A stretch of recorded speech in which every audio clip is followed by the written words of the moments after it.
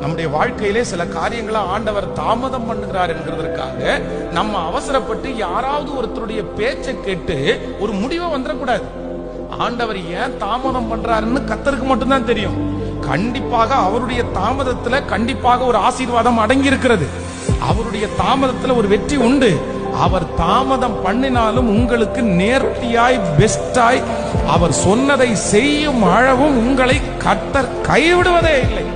ஆனா கர்த்தர் தாமதம் பண்ற நேரத்துல தான் நிறைய பேர் குறுக்கால வந்து சில ஆலோசனை கொடுப்பார்கள். சில காரியத்தை ஆண்டவர் தரலன்னா அதை ஏத்துக்கிறது தான் ஆண்டவருடைய பிள்ளைகளுக்கு ஆசீர்வாதம்.